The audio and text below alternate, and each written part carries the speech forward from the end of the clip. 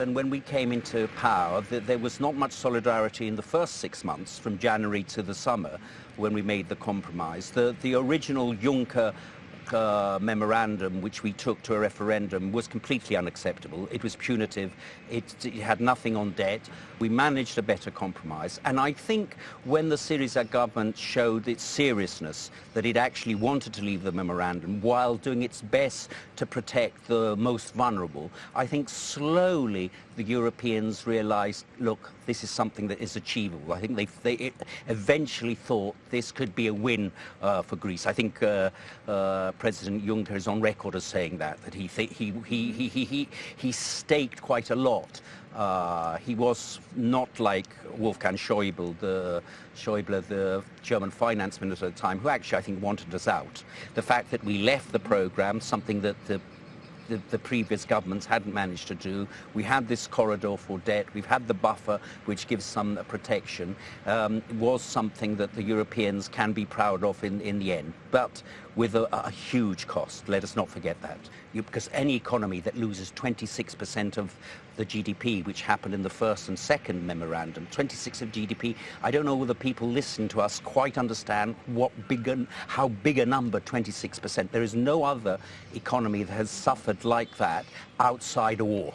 So Greece recently exited the EU's so-called enhanced surveillance framework. What does this mean for the Greek citizens?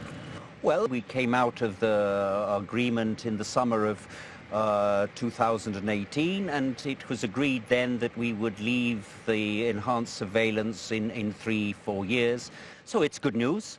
And the big question now is whether what we achieved in 2018, which was a clear corridor by regulating the debt so that we didn't have very high financial requirements every year, lower than Spain's and Portugal's, whether we can use that space, that corridor, to be able to reduce the stock of debt, the debt to GDP, by increasing growth.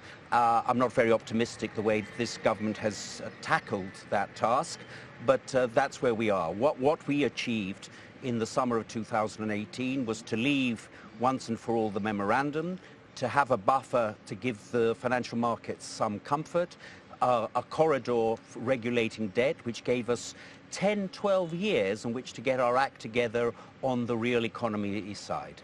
But you know, even today, the Greek example and the way the EU behaved to Greece and the Greek citizens is still being used by several political forces across the EU, actually to say how bad the EU is and how to blame Brussels for the people's problems. What is reality and what is and rightly so, I think. So Europe has always been behind the curve. They're behind the curve now in the energy crisis. I mean, it's taken a huge disaster to see the first inklings of a united European-wide energy policy. So I think Europe has been behind the curve.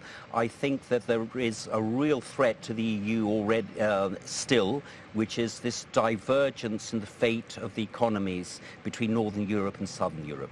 If you want to understand Salvini and Meloni, if you want to understand Golden Dawn, if you want to understand the rise of the new right, then the economic policies that lead to inequality, that restrict the public services, the access that people have to health and to transport and to education are part of the answer. But in the end, we are coming at the same point. We have the North, we have the South, they have different approaches to the things, as we see also today. So what are the lessons learned? Let me be blunt. You cannot have one currency and some countries going forward and other countries not going forward. Eventually that will break. If you want a common currency, then you have to have convergence. And to have convergence, you have to have convergence of policy making, and that Northern Europeans understand that just like the United States, if Texas is in trouble or Mississippi is in trouble or whatever state, there will be solidarity through fiscal policies, through stabilization policies. The same goes through. It's in the logic of the single currency.